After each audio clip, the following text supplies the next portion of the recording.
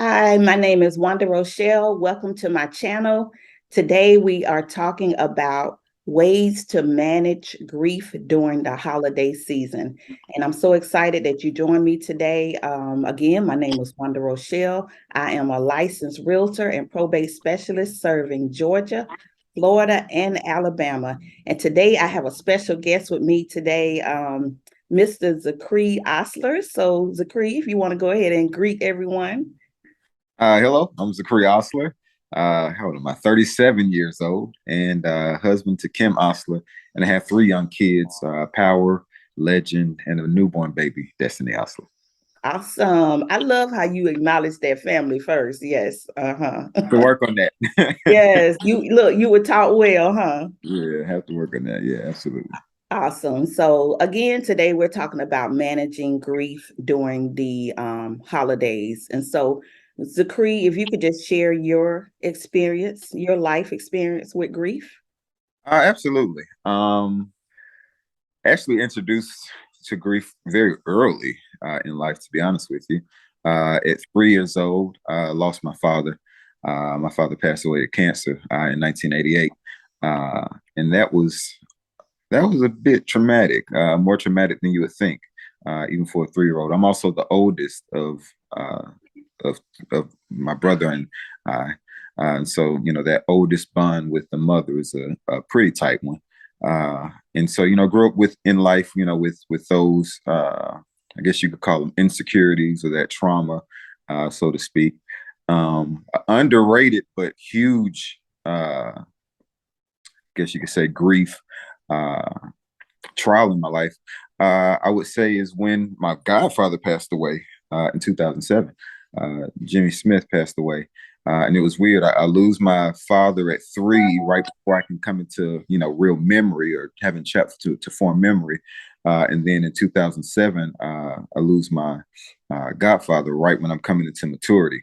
And then recently, last year, I lost my mom. Very unexpected. And I would say it's probably the most, not probably, it's definitely the most traumatic experience I've had in grief. And so I did take it as a pleasure and a privilege that Wanda would invite me on this call, because it's something that I'm going through myself. It's not something that I'm, speaking just from advice from. It's something that I have to live out every day. And even in today, even though it's a year or so later, it's probably the most traumatic way. Still have still have triggers, still have trauma, but I'm sure we'll get into a lot of that as we get along. Awesome. So I didn't realize you were 3 when your father passed away. So one thing I realized, and I know that's not the topic for this Mhm. video, but can you tell me what, if you remember, what is grief like for a 3-year-old? You have a lot of questions. Hmm. You have a lot of questions. Uh, it's a lot, and I don't want to dominate the video with that unless you want to. But I will say, even today, I don't look at the dead bodies of loved ones because seeing my father in a casket was the predominant visual Visual. Yeah. that I had. And so it's something, if someone is very close to me or close enough to me, I won't see the bodies because I would rather remember them alive than being sort of scarred by that visual. And I'm an emotional person anyway. I'm an introvert. I'm laid back, but I'm very emotional. And so, I can carry a lot of trauma, a lot of triggers. But I will say, being an oldest child, it brought about a sense of accountability. Maybe it was unfounded, but it's there anyway. A lot of accountability. You want to be protective of your mother, want to be protective of your brother, and so you shoulder that burden a lot. And I realized that a lot of times you struggle getting over grief because you're trying to carry the burden for others. And I don't know, if somebody may be watching, they may be feeling that, but I would just encourage them to take time to grieve for themselves, Mhm. because it has a way of coming back up. What you don't deal with, it does have a way of coming back up. I will say it's a lot of things in life I probably put on pause for the sake of others, just trying to make sure that others were okay, make sure others were in a good place, just because you showed her that burden. Wow. But I will say, and this I know Jimmy Smith isn't my father, but I brought him up on purpose because Jimmy Smith and the Smith family had a big impact on helping with that situation. Really a great man. And he promised my father on his deathbed that he would be there for us, and boy, were they there for us. So that was a tremendous help in getting over that grief. And I would say that would be a key thing, making sure that you have a stable and responsible village, because when you're going through grief, it's not something that you want to have to get out of and dig out of on your own, because it is quite overwhelming. Not just to one person, but to a clan of people. One thing about life is not really a solo type of thing. I know we live our lives individually, but a lot of life has to do with those who are surrounding you. So make sure that you're surrounded by people that are going to encourage you and uphold you, that will, yes, sympathize with you, but that can also bring you up out of whatever emotional pit, I would call it a pit, that you're in. Yeah, this is so good. If you're watching, make sure you share the video, like, and subscribe. But it's interesting that you reference Archbishop Jimmy Lee Smith, because when your mother passed away, I think about in my life, Zichri, the people that influenced my life greatly.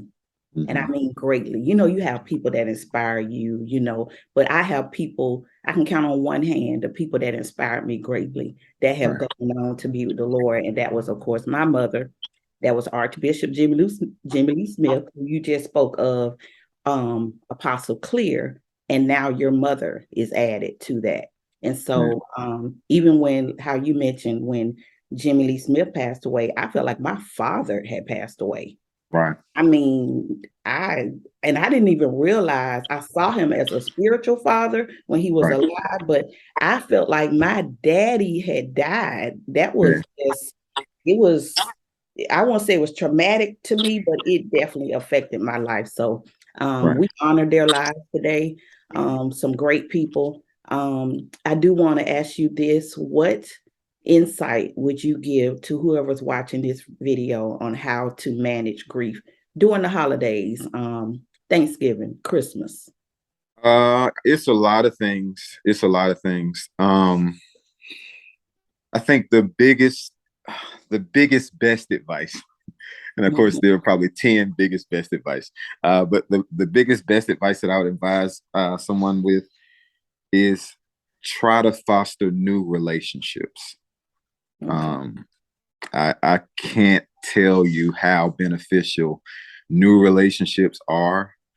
Not that it's anything wrong with the relationships that you had prior to the grief.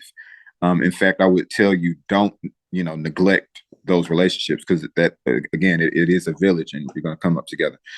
But it's something about new relationships where it's like a new garden, so to speak. It's a garden that is has nothing to do with the damaged heart. But in that new garden, in that new place, you begin to water the old garden, or the old heart, so to speak. Okay, the preacher's coming out. I was waiting for I'm trying not to use the give it to me. But you actually, in watering something new, you heal the old. And a lot of times in grief, we can shut ourselves out. But I would encourage you to find a way to open yourself up. Even though it's nothing wrong with closing out. I'm like I said, I'm introvert. I'm reclusive by nature. People may see my profile, and I've been a pastor in certain ministry. I'm a likable, friendly guy. It seems like I'm extroverted, but I'm not. I'm really not at all. But having said that, allow yourself to be nurtured by new relationships, and it may never come up that you're grieving. It's another thing I would encourage people. You don't have to wear your grief on your sleeve. I don't have to say, "Hi, I'm Zichri Osler and I'm grieving." I'm Zichri Osler, and sure, I lost my parents, but that doesn't have to be a part of your identity. You can go forward with new relationships, and it's going to, I would say, for me, with my experience, it's going to help with even old relationships. I'll say this, for example. I have a lot of people who love me, a lot of people I love, and I've been invited to birthdays and all kinds of things prior to my mom passing. And it can be the smallest thing that will trigger you. I was celebrating one of my close, I would call her almost a mentor auntie, Robin Jones. She invited us out, or she didn't invite us out. Her kids invited us out for a surprise birthday party for her. Love her. I would never not go. And went to celebrate her. And as soon as she came in the door and they said surprise for happy birthday for her, I felt in that moment, oh my God, I'm never going to have one of these with my mom again. Yeah. And I crashed. I mean, I had a real crash. And so, those experiences you're going to have, and those experiences you can't shut yourself out to, loved ones who are still in the earth. However, in having a new relationship outside of, what you had experienced, it does something different. I can't quite put it to words, but there's a lot of healing in that. So if you're watching, I would encourage you, don't neglect starting new relationships. I would also encourage you, and this is something that I do with my boys. Growing up, my mom would give us a mantra. She would take us to school every morning, right before we got out the car. She'd say, "Be a blessing, not a burden. Be a helper, not a hindrance." I actually preach about this all the time and how it was a curse over me for a minute. Even though when I wanted to act up, I would hear like a ghost in the back of my mind. Be a blessing, not a burden. Be a helper, not a hindrance. But she would say that to us as we got out the car. And even now, when my boys get out the car, I tell them, they even know what I'm going to say. Be a blessing, not a burden. Be a helper, not a hindrance. It's a small thing, but it's a mantra that keeps her alive through me. It's and I'm big on that. Again, I'm an emotional person. I'm big on those things. So those are nice little things that I like to, I collected. So in using those things, it's a way of honoring her life as that mantra gets passed on to my sons. And even today, if you're watching this, I encourage you with that mantra. It's not just something cute to keep her alive. It's really a mantra of being a blessing and not a burden, being a helper and not a hindrance. Even Wanda here saying how my mom was a big influence over her life. A lot of that comes from that mantra. If you're going to be in somebody's life, make sure that you're a blessing and not a burden. Make sure that you help and don't hinder them. And in doing that, it sort of helps you be a healthy person, even while going through grief, knowing that you're not adding strife, even while you're grieving, but that you're providing some kind of help and blessing to others' lives. Because believe it or not, somebody else is going through what you're going through. And that's one thing about grief. Grief is an isolating thing. Grief is a lonely experience. But I'm starting to find there are a lot of people going through what I'm going through. And I'm trying not to cry even now. You have a responsibility. I'll say it for me. I won't just put that on you. I have a responsibility to make sure that the life that I live is not one that will be a bad example of how to go through grief. Sure, there are bad days, but even in doing that, I have a responsibility to show people how to live a life, even going through grief, how to maintain your head, even in going through grief. I might be oversharing, but I'll say this. There are plenty of downsides of going through grief. I've experienced that the frustration and hopelessness of going through grief is sort of spiked in anger in me. But I have to know that about myself. And in knowing that about myself, it's not that I hide it from other people, but I'm sitting here telling you. But in knowing that about myself, it's something that I have to always be knowledgeable of. I don't take a whole lot now. You know, things that I would be okay with, I'm just, I'm not okay with. There's something about the helplessness of going through those cycles. And I would encourage you, if you're watching here today, you're going through, some people may not understand your spikes, and may not be anger, it may be sadness, it could be whatever it is. Some people may not understand your spikes, but get with people who won't judge you in a moment. Get with people who can understand your walk. And if you have a moment and you need a moment, communicate that. Communication is key, especially when you're grieving, because it's easy to become misunderstood. I'm starting to understand, and I know I'm talking a lot, Wanda, and if you need to cut me off, you can. Oh, keep going, keep going. I'm starting to understand my mother's walk in grief a lot more as I go through grief. Wow. She lost her mother and her father in the same year, around the same age that I lost her. And I'm starting to see a lot of, I'm starting to see things in a very similar way. I'm starting to understand how, my mom was the nicest lady in the world, I thought. But my mom was a serious lady at the same time. I really can't explain it. She was very sincere, but very serious. And I can see how grief can make you real serious about life. You can it brings a real sincerity, because you see how serious and how fragile life is, but it also brings a real seriousness at the same time. I'm glad you talked about the anger part of it, because I created my channel because as a realtor, I work a lot with people who have lost their loved ones, and they need to most of the time sell their loved ones home. And so even me in the midst of the process with them, I can see the anger among the siblings. I can see the anger in the whole probate process, needing to empty out the house. And so that anger is real, but I want to share this with you. I'm on a Facebook group that primarily targets people that grieve. And there are like 25,000 people in that group. And no joke, if I'm scrolling on my phone and read the posts, I can just feel the anger.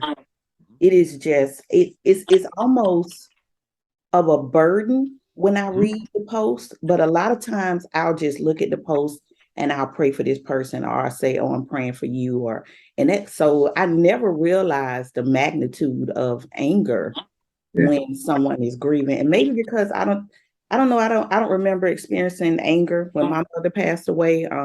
So that wasn't something that I dealt with, but oh yeah, it's real.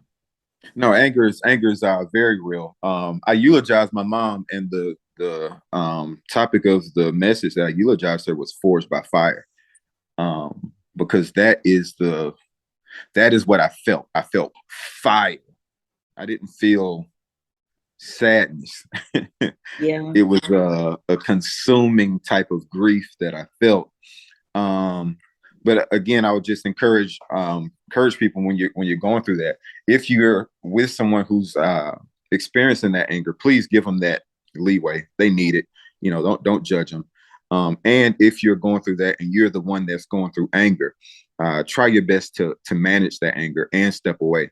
That you're not passing on traumatic experiences to others. Yeah, I hear people say that you never move on from grief. What is your response to that statement? It's true. For me, it's true. I'll say this. It's very true.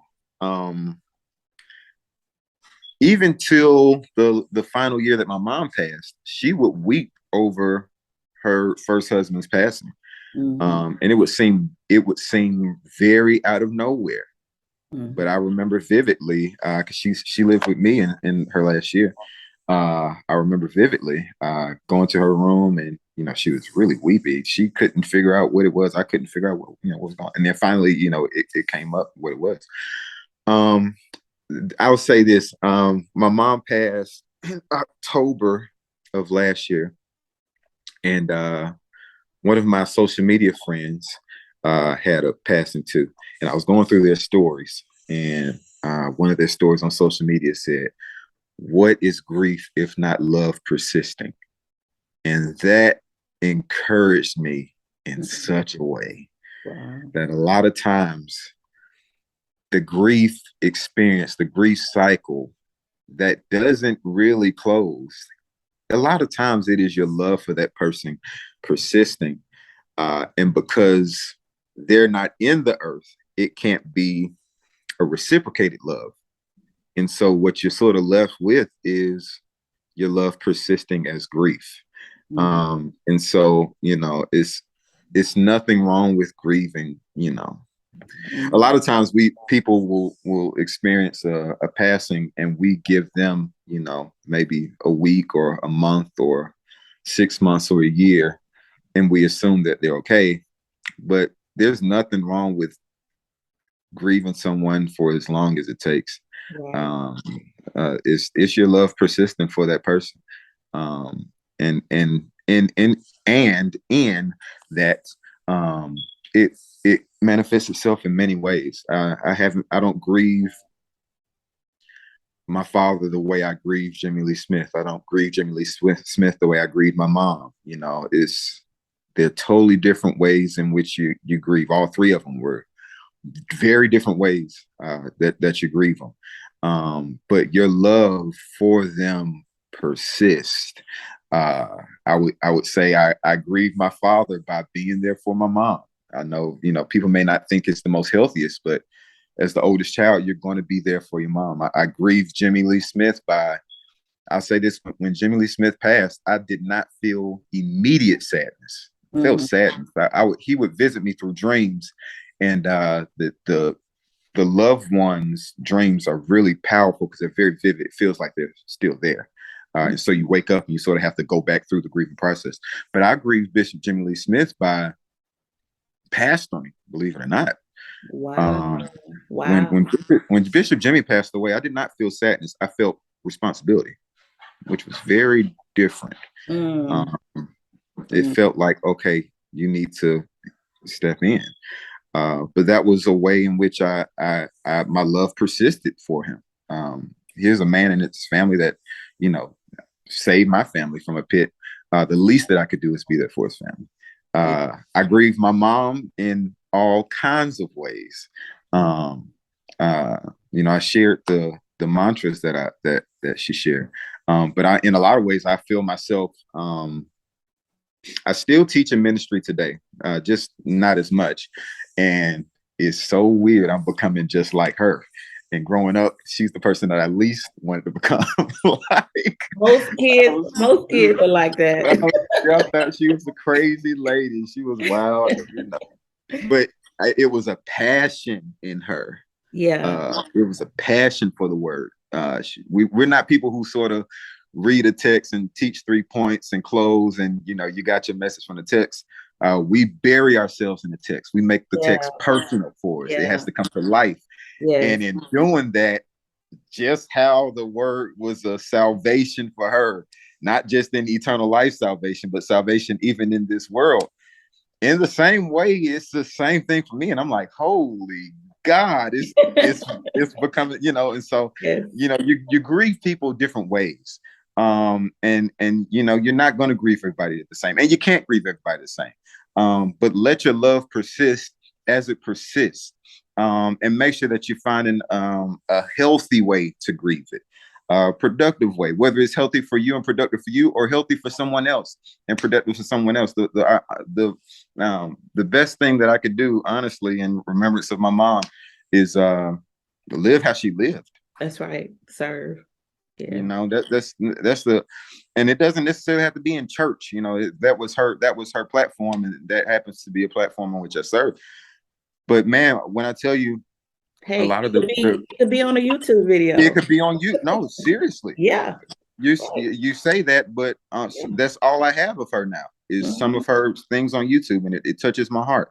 One thing that I loved about my mom is my mom always had time. Always. And that is something I have to work on. I don't have time. I'm introverted. I'm reclusive. I don't have time for a lot of stuff, a lot of people. And I'm sorry, you're hearing a pastor say that, but it's just not my thing. But one thing about her, she always had time to sow into people and to invest in people. She always had an encouraging word on her mouth. Even while she was going through what she was going through, she found it in her to be a positive presence in other people's life. And that's something that I really admire about her, and something that I take serious now in living life without her. So again, however you grieve, and you may grieve until the grave, and that's fine. That's right. As long as you live a life that's worthwhile. And honestly, the same thing that you're grieving over, if it's that deep, that means that person was that important to you.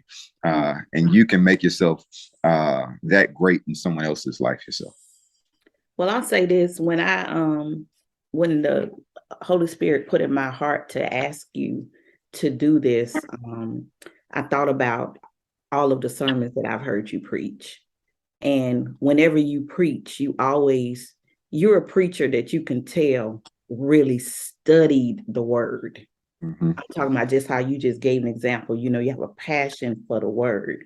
And so even how I can tell you talking, but you trying to kind of hold it back a little bit, right? Because that's who you are. But when I said YouTube channel, I was referring to you. Maybe you should do a YouTube channel. Yeah. Yeah. So you pray about it.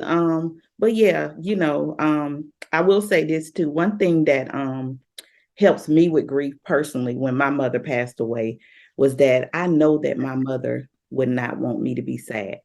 Yeah. She would not want me to be in the bed, depressed, with the blinds closed. That's not who she would want me. That's not how she would want me to continue in life.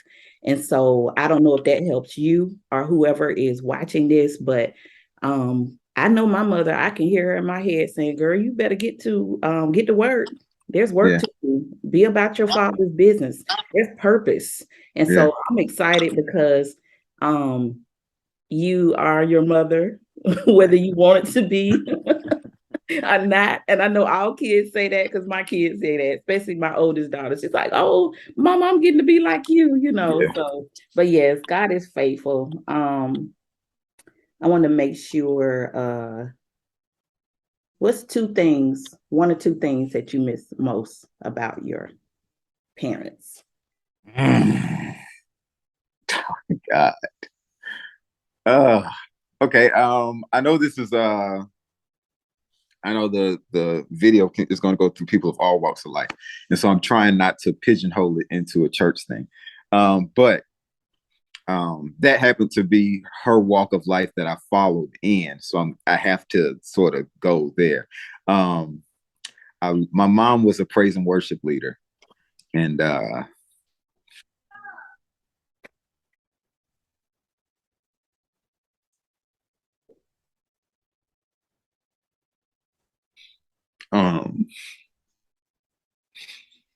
in doing so, I actually became a worship leader. And I say that to say this: a lot of the most intense praise and worship that we had, it wasn't really at church; it was at home. And I would say it's probably the biggest thing. I didn't even know that I missed it, but it had such a profound impact on my life. Because it wasn't something that was for the people or a pretentious thing. It wasn't that sort of thing. It was something that was nurtured at home. Something that was almost birth in me, for lack of a better word. It was a genuine type of thing. And we're not really singers. And I'm not a good singer. I wouldn't say she's a singer. She was a tenor in her voice, but there was a genuineness. That really brought about the presence of God, a presence of peace, presence of joy. Even in worship, I know we do worship God, but a lot of times in worshiping God, we receive healing ourselves.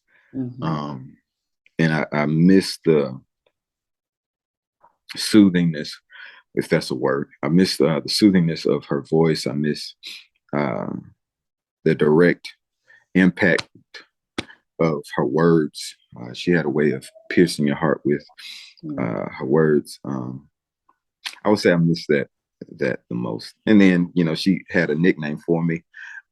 She would call me Ç̌Cǐ when she needed me. And I sort of miss hearing that being shouted through the hallways, when she needs a favor. Ç̌Cǐ, come get me some water. You miss those small things. But I would say I miss those things the most.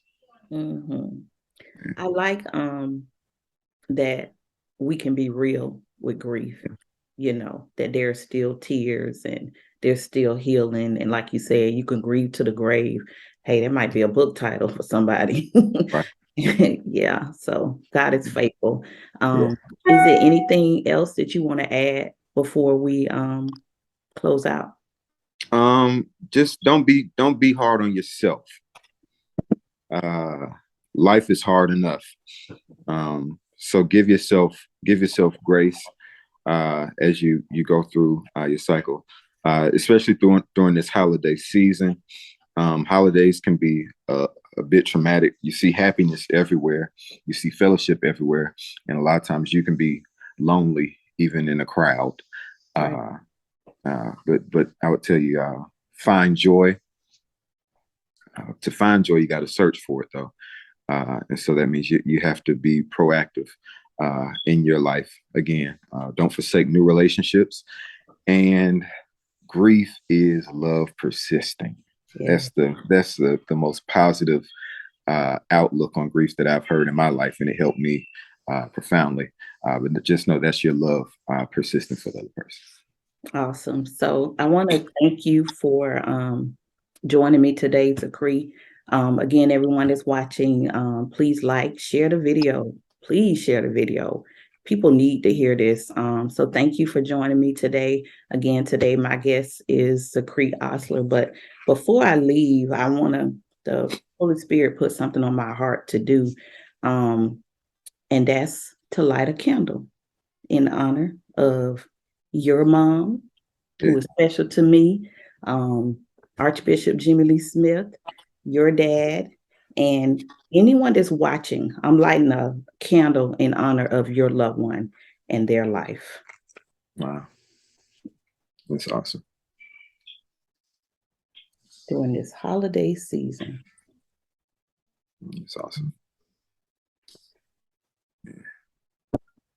So thank you for watching us today. Again, my name is Wanda Rochelle. I am a licensed realtor and probate specialist here, serving Georgia, Florida, and Alabama. Please reach out to me by description. My contact information will be in the description area below, and we'll see you on the next video.